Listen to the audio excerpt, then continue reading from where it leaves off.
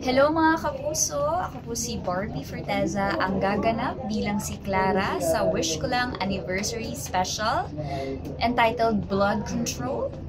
Ang moral lesson ng aming anniversary episode is that love conquers all. I feel like love for, parang all types of love eh. Love for yourself, 'di ba? Kasi doon nagsisimula ang lahat. Pag tinanggap mo yung sarili mo, kung ano man ang itsura mo, kung ano man ang pinanggalingan mo, ano man ang nakaraan mo, mabubuo ka bilang tao. And only then, matututo ka magmahal ng ibang tao sa paligid mo.